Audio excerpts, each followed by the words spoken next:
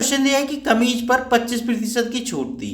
एक महिला ने वह कमीज खरीद ली, नगद भुगतान करने के लिए उसे 20% की अतिरिक्त छूट मिली और एक वफादार ग्राहक होने के नाते 10% की और छूट मिली। मतलब भाई 25% की तो थी, 20% की एक छूट मिली, फिर 10% की अलग मिली, तो उसने उसके लिए कितने का भुगतान किया? 324 रुपये का। तो कमीज पर कितने कीमत का टैग रुपए में था, ठीक है ना। तो मतलब हमें वो बताना कि भाई कमीज पर कितने मूल्य अंकित थे। जो टैग होता है उसमें भी तो कीमत छपी रहती है ना, उसी को अंकित मूल्य बोलते हैं, ठीक है ना। अब क्या करेंगे हम कि भाई मान लेते हैं कि उसका, देखो इसके दो तरीके हैं, एक तो मैं बता दूं कंपटीशन वाले बच्चों के हिसाब से, और एक जो नए बच्चे हैं कंपटीशन के वो सीख रहे हैं, ठीक है ना, तो मैं उनके हिसाब से बताता हूँ। भाई थोड़ा सा जो पुराने बच्चे हैं थोड़ा सहन कर लेना, क्योंकि नए बच्चों को नहीं समझ में आता, बार बार कमेंट करते हैं कि सर आप पूरा लेकर कीजिए, हमें समझ नहीं आता, आप डायरेक्ट लिख देते हैं, ठीक है। तो सबसे पहले तो मैं ये बता दूं आपको कि जैसे कोई कमीज कीमत है उसको मान लेते हैं हम एक्स है, ठीक है। उस पर पहली छूट कितनी थी?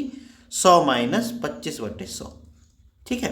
अब देखो इस ये भी एक्स लिख देने से कोई क्वेश्चन बड़ा नहीं हो जाता। अब तुम देखना क्यों मैं ऐसा बोल रहा हूँ। तो देखो इसको लिख दिया हमने, पहली छूट दे दी, छूट ऐसे देते हैं ना, ये बात तो बताओगी ना। देखो जो आपकी जो विक्रय मूल्य जो निकालते हैं हम, विक्रय मूल्य बराबर क्या होता है, ध्यान दे लेना बच्चों, है ना। विक्रय मूल्य बराबर होता है अंकित मूल्य गुना 100 माइनस छूट प्रतिशत बट्टे 100, तो ये विक्रय मूल्य आ जाता है। तो पहली छूट दे दी हमने।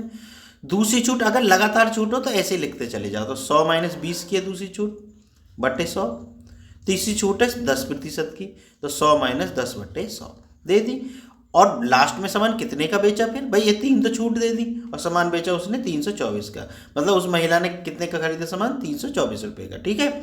अब इसी को हल करना है भाई, तो हल कर लो इसको। तो एक्स बराबर ऐसे लिख सकते हो ना, बराबर 324 गुना, भाई 100 भाग में है, ठीक है ना, तो इधर जाके गुना में, और बटे इसको घटा लो, कितना हो गया? 75, ठीक है भाई। ये गुना में तो इधर जाके भाग में, उल्टे हो गए सब। तो 100 बटे कितना हो गया? 100 में से 20 गए 80 गुना 100 की गुना और 10 घटा दिए तो ये 90, ठीक है ना।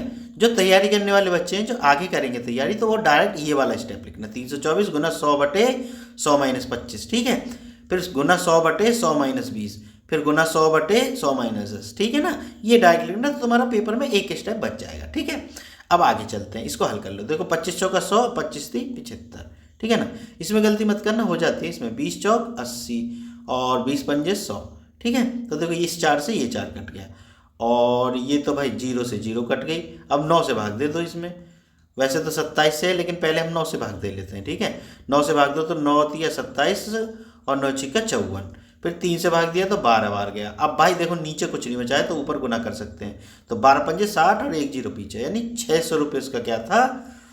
टैग का मूल्य था। मतलब टैग पे जो मूल्य छपा रहता था ना, रहता है ना, वो था 600 रुपये। ऑप्शन में कहीं है, ये रहा। ठीक बच्चों, बात समझ में आ गई होगी। अगर वीडियो पसंद आई हो तो चैनल को सब्सक्राइब जरूर कर लेना। मिलते हैं फिर नेक्स्ट वीडियो में।